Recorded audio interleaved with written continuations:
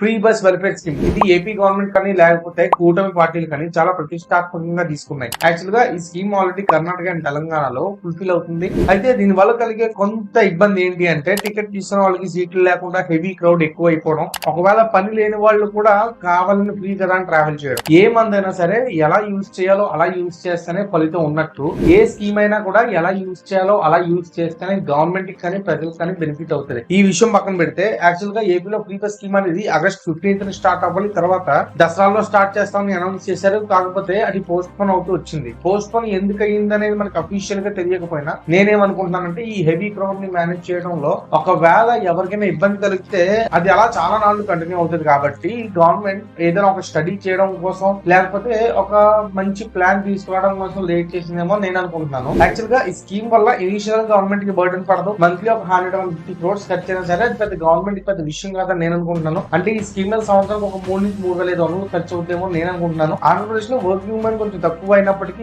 లేదా ట్రావెల్ చేసే వాళ్ళు కొంచెం తక్కువ అయినప్పటికీ సో ఈ స్కీమ్ మీద హార్డ్లీ ఒక 2,500 crores ఖర్చు అవ్వచ్చు సంవత్సరానికి. సో ఈ ఫ్రీ బస్ మీద నాకు కొన్ని ఐడియాస్ ఉన్నాయి. అంటే మంత్లీ ఒక 100 నుంచి 200 crores ఖర్చు అవుతున్న ఒక లెక్క ఉంది కదా. ఫ్రీ బస్ స్కీమ్ మీద రెగ్యులర్ గా నడిచే బస్సెస్ మీద క్రౌడ్ ని పెంచకుండా ఉమెన్ కోసం ఒక పింక్ బస్ అనే కాన్సెప్ట్ తీసుకొచ్చి, పింక్ ఆటోస్ ఎలా అయితే ఉన్నాయో సంథింగ్ ఏదో స్టేట్ లో అలా తీసుకొచ్చి నియోజకవర్గానికి ఒక బస్సు లేదా 2 బస్సులను లాంచ్ చేసుకుంటూ ఒక 2 సంవత్సరాలు కనుక ఫ్రీ బస్ మీద పెట్టి ఆ 200 crores ఖర్చు అయితే ఉందో ఆ ఖర్చు కొత్త బస్సులు కొనడం మీద పెట్టి డ్రైవర్స్ ని పెంచితే ఒకటి ఉపాధి పెరుగుతుంది, రెండోది ప్రతి నెల బస్సులు పని పడి ఉండదు కాబట్టి జస్ట్ శాలరీస్ వరకు పే చేస్తే సరిపోతుంది. ఫర్ ఎగ్జాంపుల్ ఆంధ్రప్రదేశ్ లో 175 కాన్స్టిట్యున్సీస్ ఉన్నాయి. ఇనిషియల్ గా జనవరి నుంచి ఒకవేళ స్టార్ట్ చేస్తే నియోజకవర్గానికి ఒక బస్సు చెప్పిన 175 బస్సులు అంటే అరౌండ్ బస్సు ఒక 50 లక్షలు వేసుకున్నా సరే ఒక 100 బస్సులు కొనాలంటే 50 కోట్లు అవుతాయి. అంటే 175 కాన్స్టిట్యున్సీస్ ఒక 200 బస్సులు కొనాలంటే 100 కోట్లు అవుతుంది. అంటే మనం జనవరిలో 100 కోట్లు ఖర్చు పెట్టి 200 బస్సులు దింపితే ఏ నియోజకవర్గానికి ఆ నియోజకవర్గం బస్సులు తిరుగుతూ ఉండాలి కంటిన్యూస్ గా. అంటే పొద్దు నుంచి సాయంత్రం దాకా తిరిగినా సరే ఒకవేళ ఎలక్ట్రిక్ బస్సులు తీసుకుంటే ఛార్జింగ్ అవ్వదు. సో మనం ఒక నెల గ్యాప్ ఇచ్చి థర్డ్ మంత్ లో మళ్ళీ బస్సులు దింపాలి. ఇలా నెల విడిచిన బస్సులు దింపుకుంటూ పోతే